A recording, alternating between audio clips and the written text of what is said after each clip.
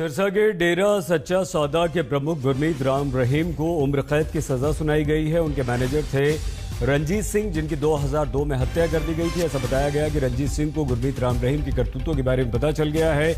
वो डेरा छोड़कर चला गया, बाद में हत्या कर दी गई। उनके बेटे ने केस दर्ज किया था। सीधे सत्येंद्र चौहान हमारे संवाददाता के पास आपको लिए चलते हैं। क्या सजा सुनाते हुए अदालत ने कहा है सत्येंद्र, और वो 5 लोग कौन थे जो गुरमीत राम रहीम के साथ सभी को उम्र कैद सुनाई गई है?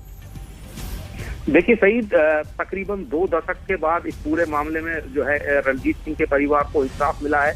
और अगर इससे पहला जो सबसे पहला केस था साध्वी यौन शोषण मामला, ये भी मामला कहीं ना कहीं उसी से जुड़ा हुआ था, क्योंकि रंजीत सिंह डेरे का मैनेजर था और उसने अपना डेरा छोड़ दिया था। और डेरे की जो 10 सदस्यीय कमेटी होती थी उसका रंजीत सिंह एक सदस्य था।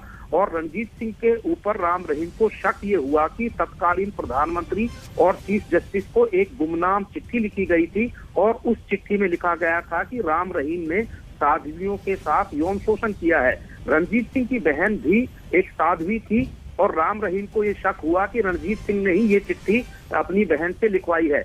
और इसी शक के आधार पर राम रहीम के कहने पर 5 लोग, जो इसमें 302, 120 भी, जो ये 2 बड़ी धाराएं लगाई गई हैं, इन्हीं के आधार पर सजा सुनाई गई है।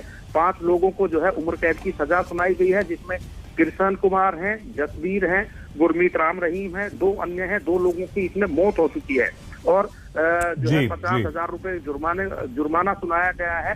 तो कुल मिलाकर राम रहीम के ऊपर ये तीसरा मामला हो गया है कि 3 मामलों में ये rare of the rarest case है कि एक ही शख्स को 3 मामलों में उम्र कैद सुनाई जा चुकी है। अच्छा सत्येंद्र, जो साध्वी वाले मामले की आप बात कर रहे हैं उसमें भी 20 साल की सजा है और एक और केस में उम्र कैद है।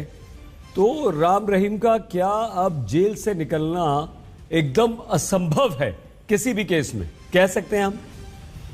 बिल्कुल सईद, आपने सही कहा। मैं कह रहा था कि ये केस कहीं ना कहीं रेयर ऑफ दी रेयरेस्ट बन गया है कि एक शख्स को लगातार 3 मामलों में उम्र कैद की सजा सुनाई जा चुकी है।